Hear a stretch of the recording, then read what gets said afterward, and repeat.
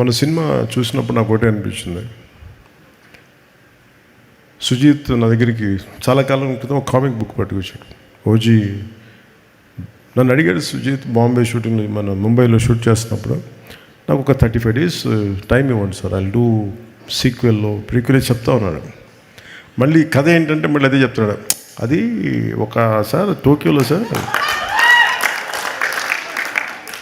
అంటే ఆజాద్ హింద్ ఫౌజ్ అంటే ఏంటి ఆజాద్ హింద్ ఫౌజ్ అంటే లోపల ఇంత ఉంది, భాష బయటికి రాదు. తను ఏమంటాడంటే తన పొగరు ఏంటంటే నీకు నా భాషకు సంబంధించిన సినిమా తీసి చూపిస్తాను కదా అని.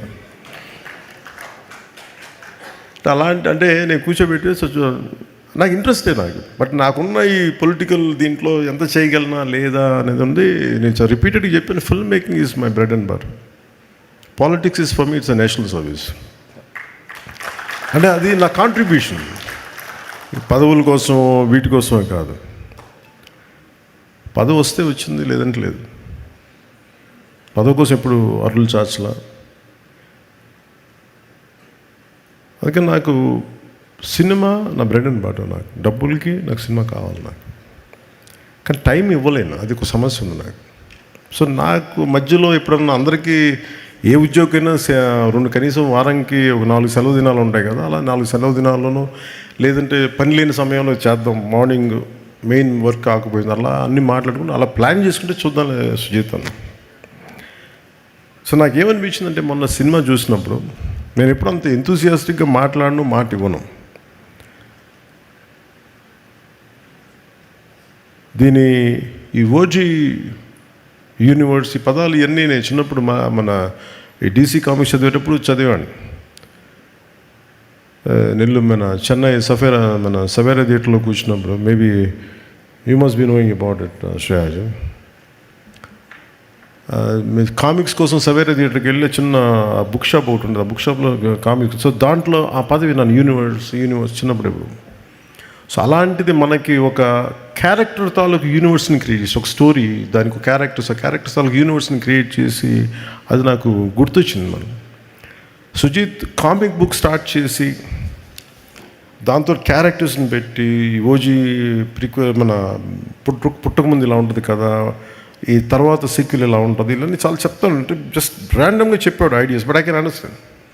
సో నాకు అవన్నీ మెయిన్గా ఆ రోజు నాకు ఇన్స్పిరేషన్ ఏమనిపించింది అంటే, one is the way he has delivered the full. ఎంత డిఫికల్ట్ సినిమా నాకు తెలిసింది. యాజ్ అ టెక్నీషియన్గా నేను చెప్పగలను, not just as an actor. నేను ఎందుకంటే నేను రైట్ ఫ్రమ్ లిరిక్స్ దగ్గర నుంచి అంటే మనం ఏం కనిపిస్తారంటే సుజీత్ దీంట్లో ఇంతమంది ఎక్సెల్ అవుతున్నారు, ఇంతమందికి పేర్లు వచ్చినాయి, ఇంతమందికి వచ్చారంటే ఒక్కడి భావంతో ఉంటుంది అది థాట్. సుజీత్ మైండ్లో పుట్టిన ఈ కథ ఎంతమంది తాలూకు సమర్థతను తీసుకొచ్చింది. ఇప్పుడు తమన్ టీంలో ఎవరో రామ్ జోగయ్య గారు అబ్బాయి బయటికి రావాలి, ఇతనిలో నాకు ఎమినెంలో అంటే ఒక ర్యాప్ సింగర్ బయటికి రావాలంటే దాని మూలం ఎక్కడ ఉంటుంది? ఫస్ట్ ఒక వైట్ పేపర్ మీద తీసుకుని పెన్ను పేపర్తో రాసే ఒక రైటర్ చేతిలో ఉంటుంది, దాన్ని విజువలైజ్ చేయగలిగే డైరెక్టర్ చేతిలో ఉంటుంది. సింగిల్ హ్యాండెడ్ కూర్చొని రాసినప్పుడు తమన్ గారికి ఈరోజు ఇంత బలమైన ఇవ్వాలి అంటే బలమైన ఆలోచన లేకపోతే బలమైన మ్యూజిక్ ఇవ్వలేదు. ఇన్స్పైర్ చేశాడు మన సుజీత్ తన రైటింగ్ తోటి. సో ఇవన్నీ విన్నాక ఆ కథను చూసిన తర్వాత యాజ్ ఎ టెక్నీషియన్గా నేను more than as an actor, నాకు చప్పట్లు పడుతున్నాయా లేదా, ఇది ఇన్ని 100 కోట్లు కలెక్ట్ చేస్తుందా, నేను ఇవన్నీ ఆలోచించలే. But what a brilliant piece of making అనిపించింది. I want associate with Sujeeth అనిపించింది.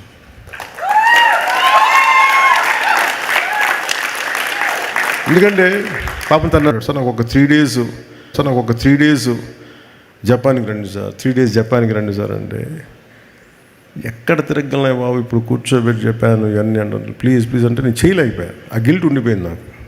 తనే వెళ్ళి జపాన్ అది కథ చెప్పాడు, కానీ ఏదో లాస్ట్లో నేను కూర్చోబెట్టి ఇంకప్పుడు నాకు గిల్ట్ వచ్చి కొన్ని షార్ట్స్ చేసాం ఫైనల్గా ఇక్కడే. అందుకని సుజీత్కి నేను మొన్న థియేటర్లో చూస్తున్నప్పుడు నేను మాట ఇచ్చాను, let us work on a prequel and a sequel.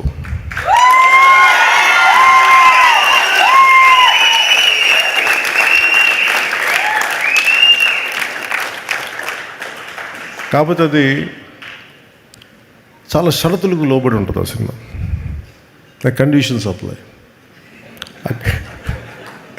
And ఎందుకంటే నెక్స్ట్ నేను నిజంగా విసిగిపోయాను ఫిల్మ్ మేకింగ్ మీద. బాధ్యతారాహిత్యం. థియేటర్స్లో జనానికి వచ్చినప్పుడు ఎలా వస్తారు థియేటర్కి, మనం ఏమి ఇవ్వాలి, at lack of team work, lack of team spirit నిజంగా విసుగొచ్చేస్తుంది నాకు సినిమాలో. నిస్సహాయత ఎలా ఉంటుందో తెలుసు, ఓడిపోతే నిస్సహాయత ఎలా ఉంటుంది, సినిమా అపజయం ఉంటే నిస్సహాయత ఎలా ఉంటుందో తెలుసు. సినిమా రిలీజ్ అయిన రోజు అస్సలు బాగాలేదు నాకు, ఫీవర్. అంటే పాపం సుజిత్ వచ్చాడంటే సుజిత్ని దగ్గర తీసుకున్నాను, జస్ట్ సక్సెస్ వచ్చింది. కానీ సినిమా బాగున్నప్పుడు అందరూ ఉంటారు, కానీ బాగలేనప్పుడే ఎవరు నిలబడతారో వాళ్ళే మనవాళ్ళు మనకి. సో నాకు ఏమనిపించింది, సుజిత్ లాంటి వాడికి మనం నిలబడాలి ఈ సినిమా. దీంట్లో డబ్బులు వస్తాయా రావా అంటే కానీ ఒక డ్రీమ్ని, ఒక కలలు కనాలి కదా. కలలు కను నీ కలల్ని తొక్కుతూ నడుస్తున్న కాళ్ళని ఖండించే వరకు కలలు కను. అలా కలలు కనేవాడు. ఎక్కడో అనంతపురంలో పుట్టి చిన్న మన జీవితం నుంచి పైకి వచ్చి ఎక్కడో ఎవరో ఒక హీరోని చూసి, అతను తమ్ముడు పోస్టర్ చూసి ఇలా అవ్వాలి, ఇలా సినిమా అవ్వాలి, ఇతనితో నా విచిత్రం, నాకు ఎప్పుడు సినిమా చేయాలనుకోలేదు. అలా అది ఇందాక తను చెప్పినట్టుగా నేచర్ కలిపింది అది. అంటే చాలామంది అభిమానులు మీ ఘోష, మీ బాధ, మీ కోపం, మీ తీవ్రత అందరూ కలిపి ఒక రూపం తీసుకొని, అది సుజిత్ తమన్ రూపం తీసుకొని ఇక్కడికి వచ్చినాయి. నేను వాళ్ళిద్దరూ అందరికీ చేయాలనుకుంటాను. నేను తమన్ చేసిన ప్రతి సినిమా మ్యూజిక్ నేను ఎంజాయ్ చేస్తాను, జస్ట్ నా సినిమా కాదు, ఎవరు ఏ హీరోతో చేసినా నేను ఎంజాయ్ చేస్తాను. మన ఈ మధ్యన కాంతారా సినిమాకి ఏదో మనం ఇది బ్యాన్ ఇది అంటే, మీరు చెప్పండి, ఈ స్టేజ్ మీద ఉన్న మేము కానీ ఇక్కడ మీరు కానీ, we are all from different states, different mother tongue, different languages మాట్లాడతాం, డిఫరెంట్ బ్యాక్గ్రౌండ్స్ నుంచి వస్తాం, డిఫరెంట్ కాస్ట్ వస్తాం. But art is the most beautiful thing, it unites us. అది మనం కలుపుద్ది art. It doesn't divide us. ఇప్పుడు ఫర్ ఎగ్జాంపుల్ నేనే చెప్తున్నాను, మీ అండ్ ప్రకాష్ రాజ్ గారు keeps on, maybe he differs with me. నాకు యాక్చువల్గా పెద్ద ఏం ఉండదు వాళ్ళు ఎవరి మీద, నా ఒపీనియన్స్ నాయ అనుకుంటా. But imagine, cinema unites us. అంటే నాకు ఇష్టం ఉందా లేదా పక్కన పెడితే, నాతో విభేదించే వ్యక్తితో కూడా నేను చెయ్యాలి అంటే, cinema is such a beautiful platform, it has to unite us. ఆయనకి నేనంటే ఇష్టం లేకపోయినా కానీ, నా పొలిటికల్ అభిప్రాయాలకి సినిమా పరంగా వచ్చేటప్పటికి అతను తగ్గించేస్తాను. అంటే అలాంటిది గొప్పది cinema, it's a healing art ఇది.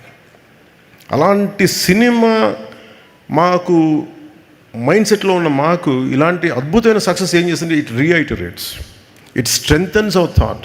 Art is to unite, not to divide. Art is to give entertainment. Art is to give you some kind of empowerment. ఎంత ఇది ఎలా ఉంటుందంటే, ఇమాజిన్, అంటే నాకు హాలీవుడ్ లాగా మనం చేయగలమో సినిమాలు, పాటలు, అన్ని పాటలు అంటే కూర్చోబెట్టి మంచిదే పాటలు ఉండడం, కానీ ప్రతిసారి పాటే ఉండాలా, ఈ విధంగానే మ్యూజిక్ ఉండాలి, ఇంకోలా మ్యూజిక్ ఉండకూడదు అంటే, Thaman has proved it. What a brilliant piece of music. అంటే నాకు ఎందుకు నచ్చిందంటే పర్టికులర్ మ్యూజిక్, నాకు తెలుసు ఇది. నేను తమ్ముడు షూటింగ్ చేస్తున్నప్పుడు నాకు ట్రైనింగ్ సాంగ్ కావాలంటే, నాకు ట్రైనింగ్ సాంగ్ పరిగెట్టు, ఎగురు అలా చెప్పారు. లిరిక్స్ రాస్తే ఎబ్బెట్టుగా ఉంటుందిరా బాబు, దీనికి ఎలా చేయాలి అని. సో ఏదో రమణ గౌలుతో మాట్లాడుతూ ఉంటే, ఇట్ వాస్ లైక్ ఒక క్రియేటివ్ కొలాబ్ చేస్తున్నప్పుడు, నాకు ఇలా కావాలి రమణ అంటే, then he started doing some music. తను ఏదో ఇంగ్లీష్లో మాట్లాడి తర్వాత తెలుగులో మార్చడం లేదు, ఇవే పెట్టేసాను.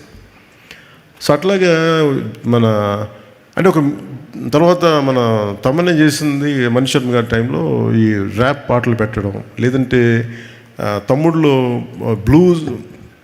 ఈ బ్లూస్ ఎఫెక్ట్ తోటి మన ఉత్తరాంధ్ర వేస్తూ ఉండే మన మాండలికాల పాటలు, ఈ రెండింటిని కలపడం, ఇలాంటివన్నీ నాకు చేసి నాకు ఇలా కొత్తగా ఉండేది, నాకు ఎక్సైట్మెంట్ ఉండేది. మళ్ళీ ఒక 2 decades తర్వాత మళ్ళీ నాకు అంత ఎక్సైట్మెంట్ వచ్చింది మ్యూజిక్ అన్న తర్వాత. ఏం బ్యూటిఫుల్ అంటే ఎంత అందం అనిపించిందంటే, అంటే ఇది కదా క్రౌడ్. ఎప్పటికప్పుడు మనం కొత్తదనాన్ని నిర్వచించకపోతే పాత మూసలో కూరుకుపోతాం, కొత్తదనం ఇవ్వలేము. ఒకసారి ఎక్స్పెరిమెంట్స్ ఫెయిల్ అవ్వచ్చు మనకి. I don't have any regret. Johnny has failed. Today I can say Johnny is damn successful. నాకు నిజంగా అంటే నేను ఎప్పుడు ఫెయిల్యూర్కి, ఇందాక దిల్ రాజు గారు చెప్తాను, ఎప్పుడు ఫెయిల్యూర్కి భయపడలేదు నేను ఎప్పుడు. అసలు నువ్వు ఎడిసన్ చెప్పేది ఉంటుంది కదా, నేను 1000 సార్లు ఎక్స్పెరిమెంట్ ఫెయిల్ అయితే I learn how not to invent bulb for 1001 times. అంటే ఎలా కనిపెట్టకూడదు నాకు అర్థమైంది. Failure should be taken as a positive constructive step to go progress. So నేను ఎప్పుడు ఫెయిల్యూర్ని ఒక ఎదుగుదలకు మెట్టుగానే చూస్తాను తప్ప అది నేను అవరోధంగా ఎప్పుడు చూడను. సో నేను ఎప్పుడో మొదలుపెట్టిన థాట్ అది ఎలా ఉంటుందో నేనేం చెప్పలేదు దానికి. నాకు కూర్చోబెట్టి లుకే సాంగ్ పెట్టి తమ్ముడితో నాకు చెప్పలేదు వీళ్ళు, నేను చెప్పిన వద్దునేవాడినేమో. నాకు ఈ సినిమా అంటే for the parting lines I can say this to you all, even to the audio, even to the gen Z or 90s నన్ను టీనేజర్స్ నన్ను అభిమానించిన అందరికీ కూడా తమ్ముళ్ళు ఒక పాట నేను రమణకి చెప్పి రాయించాను. Ramana was by then he was Sybase అని ఒక ఐటీ కంపెనీ ఉండేది. So I think close to $1 billion company, $500 million company, దానికి CEO తను. సో తను సరదాగా మ్యూజిక్ చేసుకుంటే తన పరిచయం అయ్యి తనతో కూర్చున్నప్పుడు నేను చెప్పాను,